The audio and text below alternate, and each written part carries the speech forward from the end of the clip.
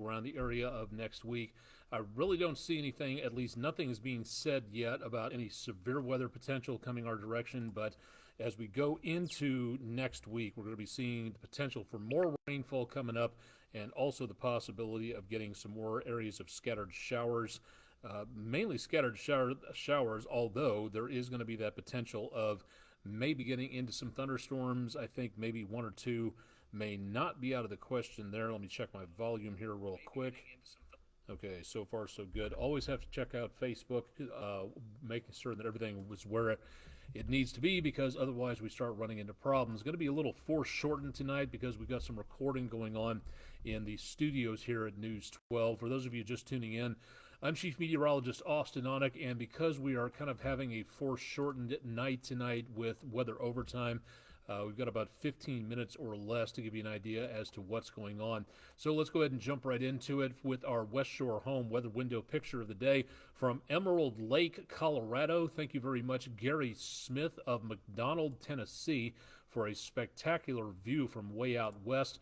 Again, that's our West Shore Home weather window picture of the day. Got pictures? Again, drop them to our Instagram, X, or Facebook pages. Give us a description and a location if you can. You don't have to use your name or your internet handle if you don't want to, or just email them to us at pictures@wdef.com, and your snapshot could be the next West Shore Home weather window picture of the day. Yet another dry day today. Temperatures 6 degrees above normal, came within 1 degree of a record high temperature last set back in 1902 when my grandfather was 3 years old. Again, temperature is not bad for today, but still 20 degrees above our low temperature, and the low temperature 16 degrees above normal, way above our record low, which was last set in 1940, 14 degrees there. We are now about 2¼ inches behind for the month, and also, again, just shy of 9 inches behind for the entire year. We should be at 47.23, and we're not even anywhere close to that at this point in time. So would be nice to have. The U.S. Drought Monitor from the University of Nebraska at Lincoln, pardon the misidentification last night. We told you last night that we were expecting not any good news to be coming our direction. So from Knoxville to Huntsville, with most of the News 12 Tennessee River Valley in between, that is where we are seeing the area that has been expanded, that 5 out of 5 exceptional drought situation shaping up for a good portion of the area. So this has gotten, again, an expanded area, which means the drought situation is getting worse. The way it works right now, and if I can go back here just for 1 second to take a look at what I just showed you, we should be, again, at about 47 inches of rainfall for this time of the year. We're nowhere even close to that at this point. So if we were to catch up at this time, 9 inches, and there is give or take about 6 weeks left in the year, we would need 1.5 inches of rain every single week right through the end of the year, and that would equal, again, about maybe about 1/4 inch per day, a little bit more than that, all the way through a week's time frame. So that's a lot of rain to pick up in a very short amount of time. So it's a good possibility we're going to be finishing up 2023 on a deficit where it comes to rainfall. I'd love to be able to say that there's any more rainfall out there, but there really is just not that much happening for the time being. We do have, again, a lot, and this is a much different update than what we saw just a few hours ago. The map showing the wildfire smoke plumes now encompassing a good portion of the southeastern United States. So all of these sending out some of that smoke and that drifting around parts of the area. We're seeing the potential problem around the eastern Tennessee area. We want to focus on that real quick, especially these fires back along the Appalachians and into the Smokies, where that fire, if I'm not mistaken, right there to the south and east of Knoxville, that was very close to Dollywood, and I believe the park, or some of the park, was closed today. Right on the Tennessee-North Carolina line, this is a lot stronger than what we saw just a few hours ago. So the plume is even heavier here, and then also well back up to the north and west of Knoxville. But it's back into the Virginias that we're seeing the worst fires for right now, and that smoke making its way up over, looks like, the Potomac, the Chesapeake Bay area, the Delmarva Peninsula, and the northeastern parts of the United States, although the heaviest activity going across around Delaware and out into the ocean. But we do seem to be picking up a lot more smoke at this time, and that's not healthy. We do have good air quality here in Chattanooga, but we could be looking at the potential for a lot more out there. Now we have a couple of systems. The first one, this is on its way to our area. That'll be giving us the potential of some rainfall starting off into tomorrow. We'll be glad to get whatever raindrops we can around here for now.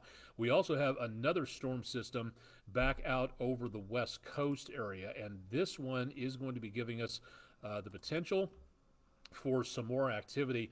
The visible satellite picture losing the lights, so you see the system fade out there. It didn't have time to add the infrared scan on this, but basically you see that big swirl of energy. That's our next storm system after our cold front moves through, and that gives us that possibility of some more showers coming up as we go into and around Monday next week. So for tonight, I don't see a problem with the kids going to school early in the morning. Going home from school, there will be the potential of some areas of showers developing right around rush hour, so we could be seeing some spits and drizzles, as I've heard it called back into Kansas a long time ago. And then some of those speckles of rain showers may be with us right into Saturday morning, very early pre-dawn hours. Going toward Saturday morning, dawn patrol, temperatures a little chillier, upper 40s to lower 50s, and then that's it for the cloud cover. Temperatures a little bit on the cooler side for the afternoon hours. Looks like we might make it up into the lower to mid 60s, very close to where we should be for this time of the year. And then chilly for Sunday morning, back in the mid 30s. I would not be surprised if the Cumberland Plateau and parts of the Blue Ridge and back into the Appalachians pick up some frost. It looks like it's going to be that cold up there for parts of the area around Knoxville. And then for Sunday afternoon, we're looking at beautiful conditions for the weekend. No problem at all for outdoor activities, anything in the way of getting out and about. But again, high fire danger as long as we don't get a good soaking from that rainfall. And there are numerous burn bans in effect, so check your location to make sure that you can build a campfire if you're going out camping or anything else that you may be doing out there. 7-day forecast will show the potential of that rain chance tomorrow developing in the afternoon and evening hours. So some potential of rainfall for Friday, especially, again, late during the day, and then a beautiful weekend coming up. Temperatures just above normal, cooler a bit as rain and clouds come back in for Monday and Tuesday. Late Monday into early Tuesday, there are signs of some thunderstorm possibilities. Still not powerful enough for anything involving severe weather. And then much cooler for Wednesday, big travel day, the biggest travel day of the year coming our way.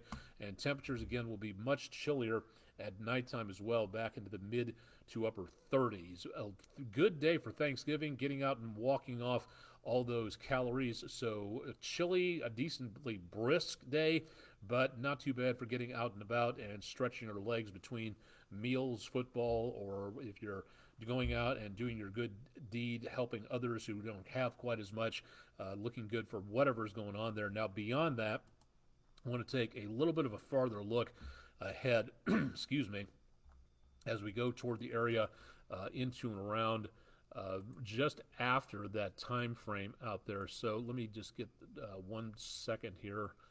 I want to make certain that I'm online with Twitch and that we're not having any problems here. Looks like we're on and no problems being seen here, so definitely some good news on that. So looking good. So let's go to, again, the Supercast. That's Friday, showing the potential of some showers there. Then it clears out for the weekend, and then Monday we start to see that storm system well back over to our west, make its way into the Plain States and get a little bit closer to us, and then that delivers a decent amount of rainfall, looks like, with some thunderstorms mixed in with there, and then that makes its way through Tuesday night into Wednesday, and we see that potential of more chances of showers making its way off toward the east as dry air comes in for the travel day, and then for the big day itself, high pressure, big zone of that sits over the southeast United States, so that looks to be pretty good for now, all the way on through. Now, as we go further out, mainly what we're looking at for right now is going to be into next week, again, Saturday into Sunday. There are some signs that we're looking at more moisture coming up from the Gulf, and then we see the potential of some showers right about the time everybody is heading back to home again, maybe heading out to grandma's house, maybe grandma came to you, and everybody going back to their home locations right before we get back to work or school on Monday the 27th. So we could be seeing the potential of some heavier amounts of rainfall and the potential of some problems heading back home again. This is still a way far ways out, so this is something that we're going to have to keep an eye on. No help from the tropics at this time. We have a system that looks like it's going to be about 70% development chance down this direction unless something has radically changed, and as of right now it doesn't seem that. So we have potential tropical system number 22, which could become tropical storm Vince within the next 48 hours or so. This one off the coast of Florida does not appear to be a threat of any type. It's delivering a lot of moisture to Florida, so it does not seem to be too much of a problem there for now, but it's also not giving us really much of any help coming up anytime soon. So we will see the potential, if we're going to be doing any grilling, the Food City certified Angus beef on the grill cast. Numbers showing mid-60s by the time we hit grill time tomorrow evening. Cool, breezy, but dry on Saturday afternoon and evening.